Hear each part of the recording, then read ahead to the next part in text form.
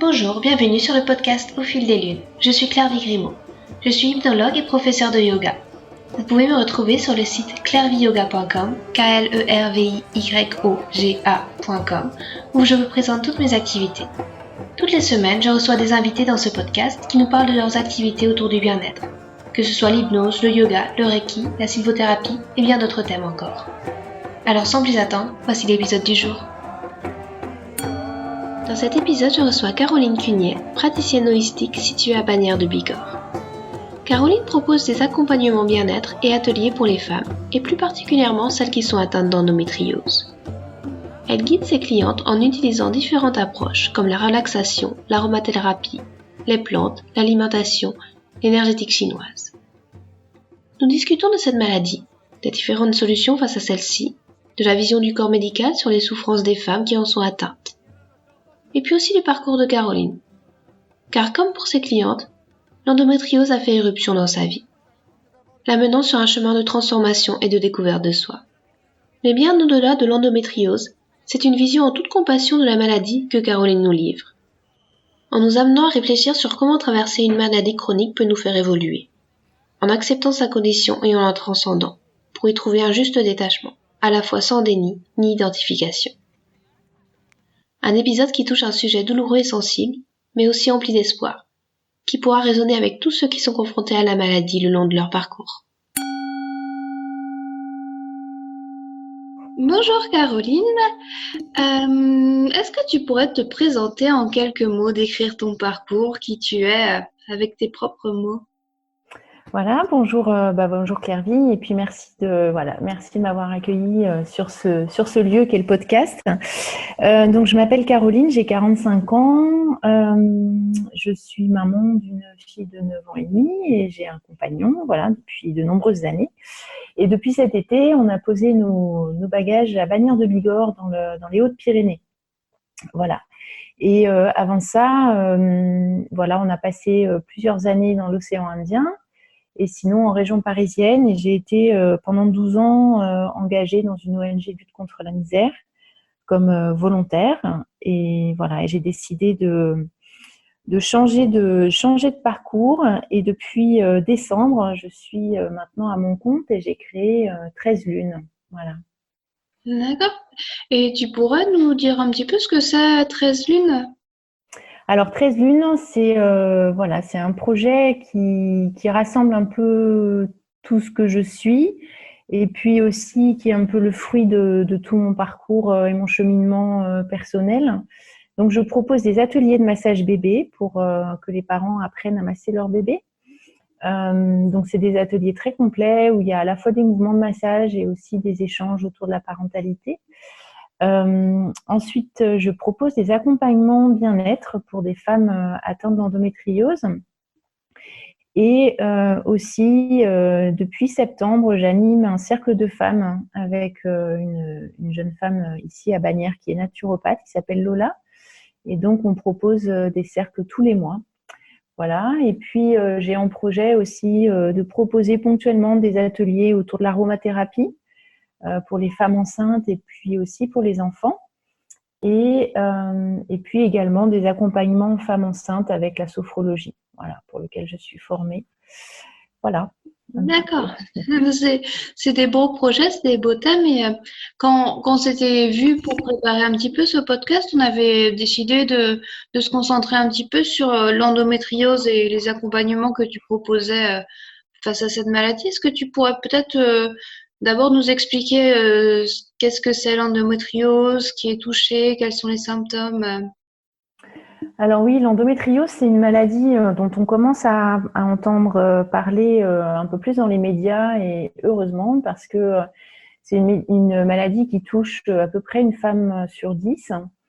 Et les causes, c'est une maladie assez complexe. Les causes sont pas encore bien connues. Il y a plusieurs recherches qui ont été faites, mais il n'y a pas encore un accord sur les causes de cette maladie. Donc c'est une maladie inflammatoire. Et en fait, il y a des cellules qui sont semblables à celles de l'endomètre. Donc l'endomètre, c'est la paroi de l'utérus, qui vont se développer anormalement et migrer en dehors de l'utérus. Donc même le terme de migration n'est pas forcément, il n'y a pas encore un accord médical de se dire qu'il y a vraiment des cellules qui migrent. Mais en tout cas, il y a des cellules qui se comportent comme celles de l'endomètre et qui se placent, qui vont aller se placer en dehors de l'utérus et sur des organes, des muscles, des viscères. Et donc ces cellules qu'on appelle des lésions, sont inflammatoires et vont s'activer notamment au moment des règles.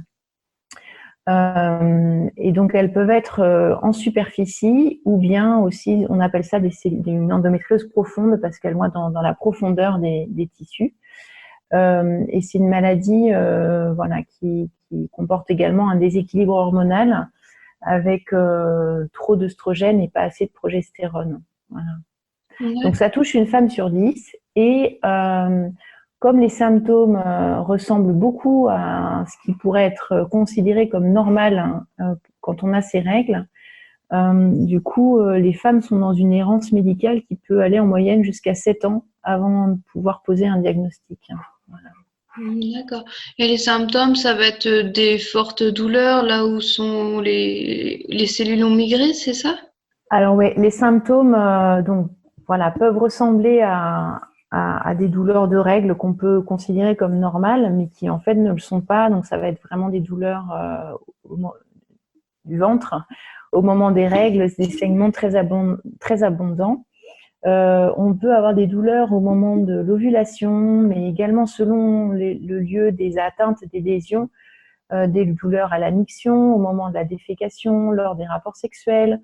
Les douleurs peuvent être musculaires, elles peuvent être pelviennes, dorsales, ventrales, enfin elles peuvent vraiment toucher plein de parties du corps. Ça peut aussi s'accompagner d'une fatigue qui peut devenir chronique et puis aussi des troubles de la digestion, des migraines et pour certaines femmes des troubles de la fertilité, voire une impossibilité à être enceinte. Et c'est souvent à ce moment-là, quand les femmes sont dans un désir de grossesse et qu'elles n'arrivent pas à être enceintes, qu'on découvre en fait qu'il y a de l'endométriose. D'accord. Donc c'est vrai que c'est une maladie qui peut toucher à beaucoup de choses. Et est-ce que au niveau même psychologique, parmi les femmes que tu accompagnes ou les femmes que tu connais qui souffrent d'endométriose, tu as pu noter certaines répercussions? Alors oui, parce que déjà les douleurs peuvent vraiment être très très handicapantes selon les femmes. Et évidemment, ça entraîne une fatigue morale, émotionnelle. Il y a aussi beaucoup de stress lié à cette maladie parce que d'une part, tant que le diagnostic n'est pas posé, on ne comprend pas ce qu'on a et surtout on se heurte à une incompréhension de l'entourage pour certaines femmes et puis aussi même du corps médical. Heureusement, voilà, on en parle de plus en plus et les médecins sont quand même et les gynécologues sont un peu plus informés, mais eux-mêmes, je veux dire, dans un parcours de formation de médecin, l'endométriose, ça doit prendre 1h30 de leur programme sur leurs 7 années de formation. Donc c'est sûr que c'est pas forcément une maladie auquel ils pensent tout de suite. Et puis comme c'est une maladie qui touche les femmes, il y a quand même aussi un peu on va dire je sais pas, un machisme ordinaire qui est pas forcément voulu, mais en tout cas, voilà, on peut être considéré comme chochotte, voilà, on a mal, mais c'est normal et c'est comme ça. Et donc cette incompréhension entraîne aussi beaucoup de fatigue et puis de stress, d'angoisse, et puis ça a un impact aussi sur la vie de couple parce que la sexualité est impactée, le compagnon peut ne pas aussi comprendre et aussi savoir comment soutenir sa compagne. Et puis la vie professionnelle peut aussi être impactée parce qu'il y a des femmes qui au moment des règles sont dans la capacité d'aller travailler. Donc si on multiplie les arrêts médicaux, voilà, le patron ou la patronne ne comprend pas forcément et donc il y a des femmes qui sont amenées à perdre leur boulot en fait pour ça. Voilà. Et donc le stress en plus ne fait pas bon ménage avec la maladie, hein. Donc c'est un peu un cercle vicieux et voilà, ouais. Il peut y avoir beaucoup de comment dire, de solitude aussi, hein, parce que on n'en parle pas facilement, même s'il y a beaucoup de femmes atteintes. Donc aujourd'hui, avec les réseaux sociaux, ça permet aussi à des femmes de pas être seules et de pouvoir échanger. Il y a aussi beaucoup de jeunes femmes, hein, qui sont touchées et voilà, beaucoup de solitude, d'incompréhension, et puis aussi de chamboulement de vie de femme, hein, où des femmes, on leur dit à 18 ans, mais en fait, la seule chose que vous avez à faire aujourd'hui, c'est de faire un enfant maintenant, parce qu'après, ça sera trop tard. Or, à 18 ans, c'est pas forcément dans le timing. Donc, voilà. Et puis aussi de la mauvaise information. Enfin, le corps médical, ça bouge, hein, mais voilà, et pas forcément dans une information claire. Et on est encore beaucoup dans des culpabilisations de femmes en disant que c'est de leur faute. Et voilà, donc ça, il faut quand même que ça évolue, hein, parce que voilà, il y a beaucoup de souffrance morale aussi derrière. D'accord. Et c'est une maladie dont on peut guérir? Alors aujourd'hui, c'est compliqué de dire qu'on en guérit. En fait, pendant longtemps, on a appelé cette maladie le cancer dont on ne meurt pas. Aujourd'hui, a priori, on ne meurt pas de l'endométriose, mais elle peut quand même être très invalidante. Et la guérison, c'est compliqué. On parle plutôt de maladie en repos. Après, il y a des femmes qui peuvent être au bout de plusieurs années, elles se disent mais moi j'ai plus de douleur, donc voilà, est-ce que je suis guérie ou pas? C'est compliqué parce que on peut avoir des temps d'accalmie et puis la maladie peut revenir. C'est sûr qu'au moment de la ménopause, voilà, c'est une période où normalement Mm. les choses devraient rentrer dans l'ordre. Je dis bien normalement parce qu'il y a quand même des femmes qui peuvent encore enfin voilà, avoir des troubles. Donc notamment liés aux adhérences, parce que c'est vrai que les lésions après génèrent un peu aussi comme on va dire comme de la colle ou des algues, ou voilà, et les muscles, les organes peuvent être aussi collés entre eux, et donc ça, c'est des adhérences, ça reste après, hein, à vie, ou quand on a subi de nombreuses opérations, et ces douleurs-là, elles vont rester même après, quoi. Ouais, donc on peut pas officiellement, on peut pas en guérir. Mm. Et il y a des outils pour l'apaiser si on n'en guérit pas? Alors aujourd'hui, la médecine, en fait, les traitements qu'elle propose, c'est des traitements hormonaux, souvent aussi pour supprimer les règles et voire installer une ménopause artificielle. Mais ça, c'est des traitements assez lourds et assez forts qui ne peuvent pas être prises sur du très long terme. Il y a aussi des actes chirurgicaux pour essayer de nettoyer les lésions, hein. Mais ces actes sont quand même compliqués parce que les lésions peuvent être très petites et un peu partout dans le corps. Donc, il suffit d'en oublier une ou deux pour que la maladie reparte. Voilà. Et puis, il propose aussi des antidouleurs et des anti-inflammatoires pour faire face aux douleurs au quotidien. Le problème aussi, c'est qu'aujourd'hui, les douleurs, elles sont pas que inflammatoires, elles deviennent aussi chroniques et neuropathiques. C'est-à-dire que les lésions ont une capacité à s'innerver très facilement et également à toucher des nerfs. Et donc là, on est sur un type de douleur qui est quand même plus compliqué à gérer que des douleurs de type inflammatoire. Voilà, donc après, les femmes réagissent de manière très différente, hein. Il y a des femmes qui vont très bien réagir au traitement et qui vont être tranquilles, et d'autres, voilà, ça va rien changer. Donc, heureusement, voilà, on a quand même des outils Mm. qui sont à notre portée pour essayer de gérer cette maladie au quotidien. Donc, la première chose, c'est l'alimentation. Vraiment, l'alimentation, c'est quand même la première nourriture qu'on donne à notre corps et qui peut lui faire du bien ou lui faire du mal. Donc, il y a pas mal d'astuces, notamment avec l'alimentation anti-inflammatoire, pour éviter d'activer l'inflammation des lésions. Et puis aussi soutenir le foie, parce que le foie, c'est un organe qui est, qui est majeur dans le traitement des hormones et aussi un peu notre usine chimique pour libérer les toxines. Et de par la maladie, le foie est quand même malmené, et aussi avec les traitements hormonaux, hein, ça fait beaucoup de chimie à traiter. Et donc, il faut aussi le soutenir, et l'alimentation, on peut aussi le soutenir par l'alimentation. Après, il y a aussi toute une gamme de compléments alimentaires qui sont très intéressantes par rapport à l'équilibre hormonal, à la gestion des douleurs, des règles abondantes, et puis le foie, et puis le stress aussi, la fatigue. Enfin, il y a voilà, plusieurs compléments qui peuvent aider. Ensuite, une des choses aussi qu'on a du mal à faire et qui pourtant est essentielle, c'est le mouvement, bouger. Aussi pour remettre de l'oxygène dans nos cellules et notre corps. Et puis, les adhérences dont je parlais tout à l'heure, limiter ces adhérences. Donc, ça peut être faire appel à aller en séance de kiné, ostéopathe et soi-même avoir des pratiques de yoga, de pilates, de piscine, enfin voilà, trouver l'activité qui va nous faire du bien et qui va permettre vraiment de sortir de cette sclérose un peu dans laquelle on peut être quand on a mal. Et puis, voilà, se faire masser, voilà. Et puis, des huiles essentielles aussi, hein, qui peuvent être intéressantes pour la douleur, pour la fatigue. Et puis, aussi pour l'esprit, hein, pour éviter aussi cet enfermement et un peu aussi cette petite dépression qu'on peut avoir, hein, de se dire je vais pas m'en sortir. Et d'accompagner aussi la transformation que la maladie, quelque part, nous invite à avoir, hein, dans nos vies.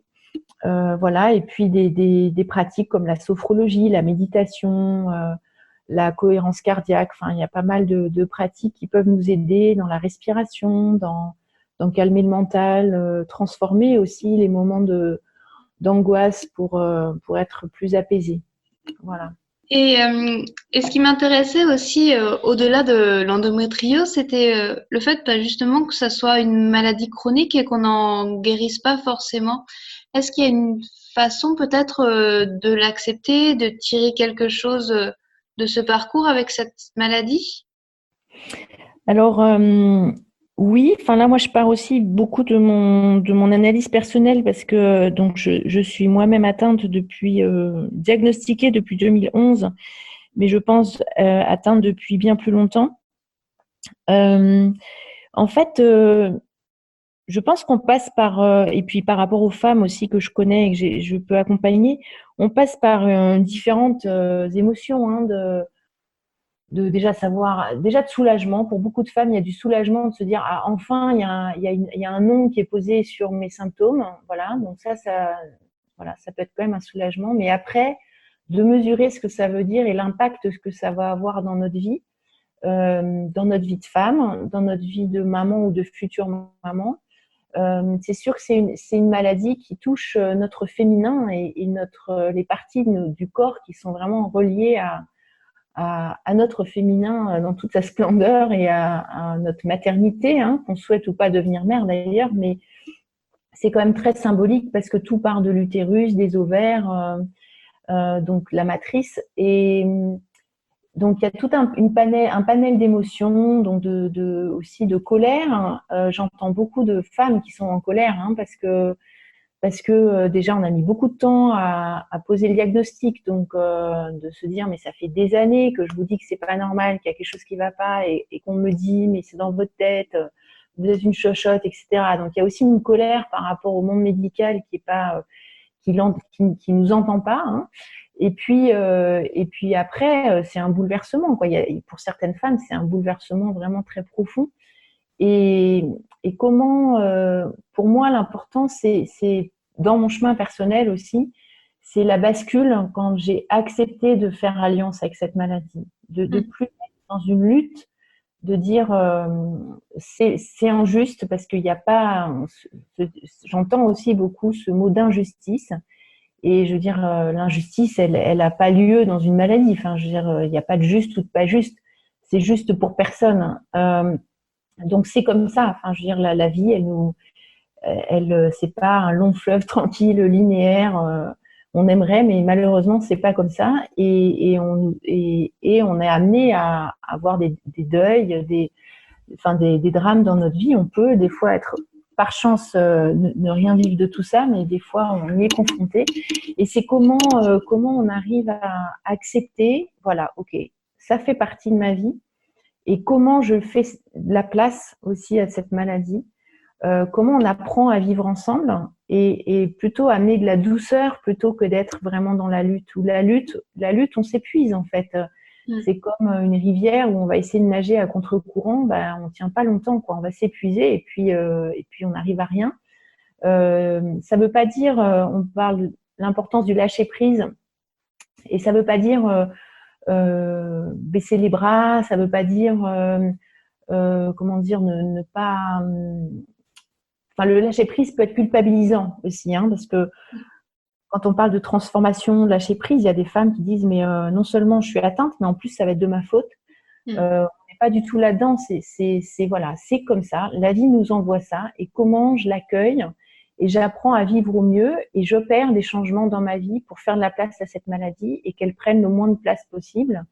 Et voilà. Et plus on s'accroche, plus on lutte, et ben plus on est dans la souffrance. Et c'est vrai que ça demande un chemin intérieur, d'être dans une acceptation, de se dire ok, ma vie va changer, mais ma vie elle peut changer aussi pour du mieux ou pour du différent de ce qu'on avait imaginé, mais ça sera pas dramatique forcément, quoi. Et moi c'est en tout cas le chemin que j'ai fait, et au début j'étais… Pourquoi moi j'avais fait un travail sur moi important, et je me disais mais quand même avec tout ce que j'ai fait, comment ça se fait que je tombe malade, et puis j'étais un peu dans l'ego aussi de voilà. Et puis après petit à petit j'ai eu un moment aussi où j'étais dans une identité. Je ressens beaucoup, surtout chez les jeunes femmes, qu'il y a une quête identitaire très forte à se reconnaître aussi. Endo-girl, on s'appelle les endo-girls. Qui peut faire beaucoup de bien, hein, de pas se sentir seule, mais qui peut aussi avoir un effet de s'enfermer aussi là-dedans, d'exister quelque part. Il y a une part de nous qui existe à travers cette maladie. Ça peut être très inconscient, hein. Et il faut faire attention de ne pas s'enfermer là-dedans, de ne pas être que cette maladie, quoi. Et même si on n'a pas envie, n'empêche que c'est quand même une réalité. On se présente souvent comme ça et on existe comme ça. Donc, en fait, cette maladie, elle va toucher, comme j'imagine beaucoup de maladies chroniques, elle va toucher aussi des aspects de soi qui sont intéressants d'aller explorer.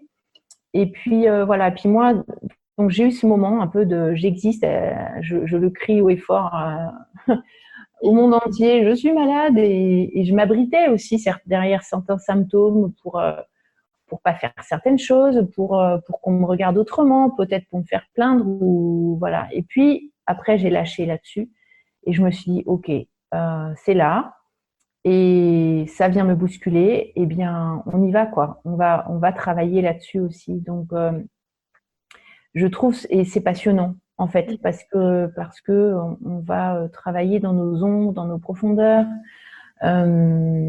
Voilà, et les cercles de femmes m'ont beaucoup aidé là-dedans, et c'est sûr que moi j'ai fait un chemin sur mon féminin et aussi sur mon histoire familiale.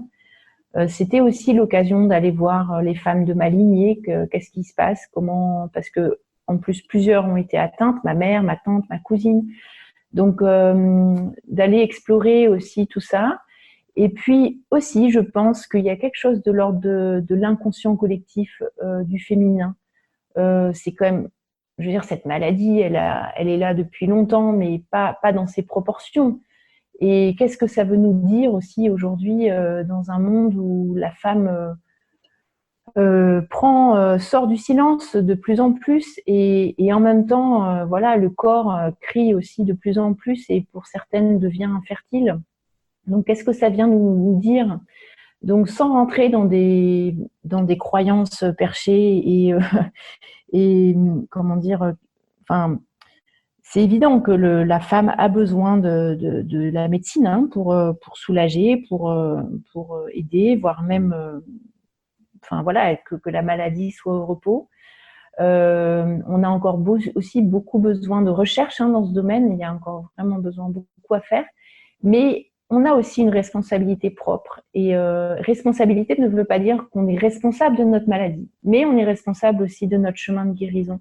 Et heureusement, pour moi, ça a été une libération de comprendre ça, d'entendre ça et d'accepter ça, que j'avais ma part à faire aussi pour vis-à-vis de cette maladie. Et je trouve ça même très réjouissant et encourageant de ne pas se dire je m'en remets à 100% au corps médical, aussi précieux soit-il. Moi-même, j'ai des ressources intérieures et j'ai aussi des solutions et des réponses en moi, en mettant en place des transformations dont je parlais tout à l'heure, sur l'alimentation, sur le mouvement, sur tout ça, mais aussi peut-être une exploration intérieure. Et on n'est pas folle, on n'est pas, parce que j'entends des femmes qui disent mais je suis responsable, ça veut dire que je tourne pas rond. Non, c'est pas de cet ordre-là. c'est que voilà, notre histoire aussi à nous dire des choses. Et mais voilà, je prends ça avec beaucoup de comment dire de pincettes aussi, parce que il peut y avoir vraiment des croyances très perchées par rapport à ça, de dire si t'es malade, c'est que ton féminin, si ça, enfin après on va projeter des choses qui peuvent être très culpabilisantes. C'est vraiment pas de cet ordre-là. C'est voilà, c'est comment je peux prendre ma part aussi là-dedans. Et cette part, elle est très importante aussi pour guérir. Enfin, même si on parle pas de guérison complète, mais en tout cas de rémission d'avoir une vie un peu plus normale. Et c'est des chemins passionnants aussi à explorer, et on se découvre aussi des ressources qu'on soupçonnait pas en soi. Et voilà. Mais c'est sûr que ça demande un chemin intérieur qu'il faut chacune, on prend le temps de le faire ou pas, hein, et il n'est pas le même pour chacune, hein. Voilà. Et c'est vrai que moi, je trouvais ton discours vraiment très intéressant par rapport au fait de est-ce que la maladie, c'est mon histoire, c'est une partie de moi, ou alors est-ce que je m'en dissocie complètement et puis bah, je vois quelque chose contre quoi lutter. Et c'est ce jeu un petit peu d'équilibre en lui donnant la juste distance, et je pense que ça va être aussi personnel à chaque femme, à chaque malade, de trouver cette maladie, ça m'a permis de découvrir cela en moi, mais je me définis pas non plus par la maladie, et c'est quelque chose que j'aimerais parfois éloigner de moi le plus loin possible. Donc c'est un petit peu tout ce cheminement qui est personnel à faire, que je trouve aussi passionnant, et c'est là qu'on en apprend aussi sur nous-mêmes, sur quelles sont mes ressources par rapport à cela, comment je me définis. Ça peut faire bouger des choses, et puis se construire différemment par rapport aux difficultés que l'on rencontre. Mmh. Mmh. Et tu aurais peut-être une référence de livre ou des associations, ou enfin même toi, comment te contacter si on souffre d'endométriose et qu'on a envie de se faire aider? Alors j'ai un site qui s'appelle 13 au pluriel.com, mais peut-être que tu mettras le lien aussi à la suite du podcast. Oui. Donc dans ce site, j'ai une partie blog dans laquelle j'ai une partie, un article qui s'appelle La bibliothèque de 13 lunes, où là j'ai essayé de lister tous les ouvrages qui m'ont servi et qui sont, alors pas tous qui sont sortis sur l'endométriose, mais une bonne partie, en tout cas ceux qui m'ont accompagnée, qui m'ont vraiment aidée. Après, il y a effectivement des sites, hein, EndoMind et EndoFrance, qui sont les deux associations en France autour de l'endométriose, dans laquelle il y a des ressources aussi d'ouvrages et aussi de praticiens du monde médical qui peuvent être bienveillants et formés. Alors malheureusement, sur toute la France, il n'y en a pas tant que ça. Il y a vraiment à Paris, il y a le centre Saint-Joseph qui est hyper compétent, pluridisciplinaire. Voilà, c'est vraiment le centre de référence, sauf qu'il doit y en avoir deux ou trois comme ça en France, et encore. Et du coup, quand on veut avoir un rendez-vous, c'est au minimum 9 mois ou 12 mois d'attente. Voilà, donc sur mon site, il y a cette partie blog où j'ai déjà écrit plusieurs articles sur le sujet. Et puis, vous verrez aussi dans l'onglet accompagnement les modalités pour l'accompagnement bien-être pour l'endométriose. D'accord. Et une question que j'aime bien poser, tu as des routines de bien-être, des choses qui te font te sentir bien dans ton corps pour aller mieux? Alors, j'essaye d'avoir des pratiques corporelles quasi quotidiennes. J'essaye parce que c'est pas toujours facile. Mais voilà, justement pour l'importance de bouger ce corps, et surtout en période de douleur, de pas rester sclérosé dans les douleurs. Donc des petites séances de yoga, juste aussi des séances de respiration, d'essayer d'intérioriser, de sentir ses organes, comment ils se comportent, là où il y a des tensions dans mon corps, etc. Et puis oui, au quotidien, je fonctionne avec des compléments alimentaires. J'ai mes petites fioles d'huiles essentielles en cas de douleur, en cas de fatigue. Voilà. Et puis sinon, j'essaie de cultiver un émerveillement quotidien. Enfin, ça, j'ai cette capacité-là, mais c'est vrai qu'elle m'est très précieuse aussi d'aller marcher dans la nature, et puis voilà, de me laisser émerveiller voilà, ça peut être une fleur, ça peut être un animal, ça peut être des choses qui peuvent paraître un peu bisounours, mais en même temps qui font vraiment partie de mon équilibre aussi pour équilibrer des fois des parties sombres et de découragement, et puis voilà, de laisser émerger la beauté de ce qui m'entoure, et puis voilà, d'animer cette flamme-là en moi. Voilà, et puis c'est de m'entourer aussi le plus possible de personnes qui me font du bien et qui m'apportent voilà, des bonnes ondes. Il y a suffisamment de violence et tout ça autour de nous pour finalement faire le choix d'être entouré de choses positives et qui nous font du bien, sans faire l'autruche, hein, sur la marche du monde, mais voilà, j'évite au maximum la télé, les infos et tout ça. Voilà. Merci beaucoup Caroline pour cette discussion, pour cette présentation de l'endométriose, et puis je te souhaite une belle journée et à très bientôt. Et merci à toi, à bientôt. Un petit annoncement pour clore ce podcast. Vous trouverez sur mon site clairviyoga.com, KLERVIYOGA.com, tous les accompagnements disponibles en hypnothérapie et yoga-thérapie. Je suis à votre disposition pour vous accompagner vers un mieux-être, que ce soit en présentiel ou à distance via Skype ou Messenger. Et si vous voulez vous amuser et vivre des expériences fascinantes, faites un tour du côté des Pyrénées-Atlantiques le temps d'un week-end. Une fois par mois, je vous propose des ateliers d'hypnose le vendredi soir et les matinées du yoga le samedi matin. Vous trouverez toutes les infos à la rubrique Atelier du site clairviyoga.com. Enfin, ce podcast est aussi possible grâce à l'espace membre Clairvi Yoga. En devenant membre exclusif, vous aurez accès à des articles inédits, des livrets de développement personnel et un suivi personnalisé de vos projets, où je serai à votre écoute pour vous guider et vous conseiller par un accompagnement vidéo régulier bimensuel. Merci et à bientôt.